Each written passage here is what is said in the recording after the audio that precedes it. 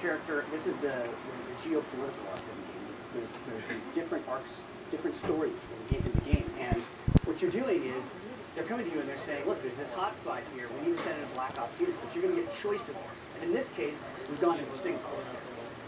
And you know, like I said, it introduces not only the campaign, but what you're also going to see is it introduces sandbox gameplay and all kinds of new gameplay elements.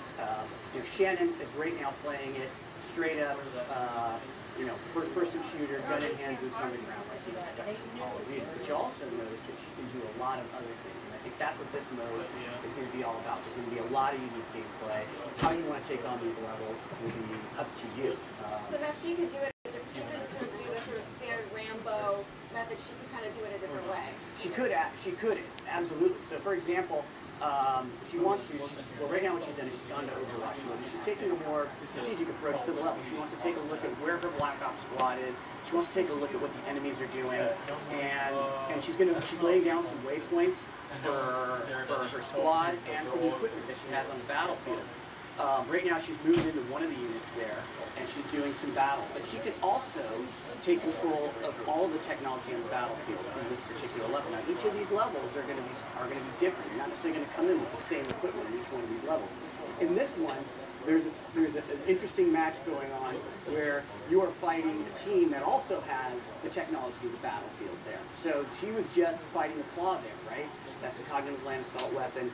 That is a heavy piece of machinery. She's an assault sentry drone right now. She's just decided, you know what, I want to take over one of the drones in the battlefield. It's fast, it's agile, it can take on this heavy that is the cognitive land assault weapon that would have totally, you know, wiped her out if she tried to go toe-to-toe with it as a Black Ops soldier. Now, is this something that she could actually, you know, complete the whole level in Overwatch, or is this something that, you know, you really got to get in there and do some fighting on your own? No, you could, well, yeah, you can complete this level however you want. That's actually the cool thing about it. It's one of the things we were going after. We wanted to be able to provide choice and non-linearity and some sandbox gameplay to that Call of Duty experience. We have cinematic gameplay that everyone loves from Call of Duty. We have that there in spades. These are entirely new missions that will allow you to actually take over whatever you want that's available on the battlefield. In this case, she's got, you know.